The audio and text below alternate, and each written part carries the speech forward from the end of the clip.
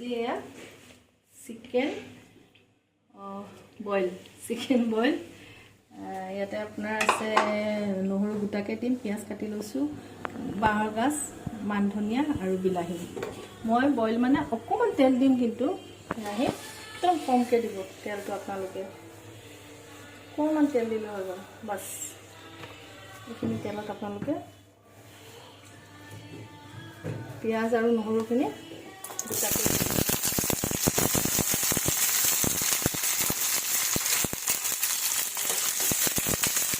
ইয়াতে কিন্তু মই আদা আৰু নহৰু মেৰিনেট কৰি থোৱা আছে।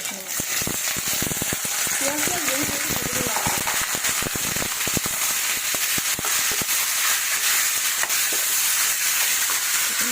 নিমখ দিব, আলু দিবই নালাগে ইয়াতে। নিমখ দিব, যদি আপোনালোকে হালধি ভাল পায় হালধিটো দিব, যদি ভাল নাপায় হালধি দিবই দৰকাৰ নাই।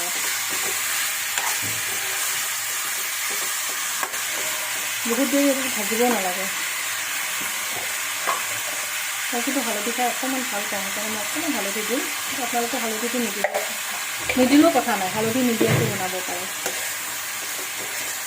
মাংসটো কিন্তু একদম ভাজিব নালাগিব বেছি, ইমানে ভাজিব। ইয়াতে বাঁহৰ গাজ আৰু বিলাহীটো দি দিব।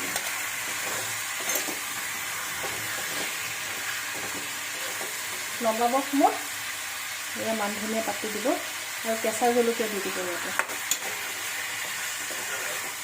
বাছ সেইটো গেছৰ স্কিনটো কমাই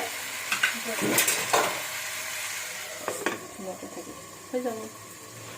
ভাজাৰ পিছত এয়া পানী দিলোঁ। চব কি মানে কেনেকুৱা সুন্দৰ, বাঁহৰ গাজৰ কি ধুনীয়া গোন্ধ, বিলাহী, এয়া কেঁচা জলকীয়া দি দিছোঁ এনেকৈ। আৰু আপোনালোকে এইটো মান ধনিয়াটো এনেকৈ কাটিব দৰকাৰে নাই, ওপৰে ওপৰে এনেকৈ দি দিব।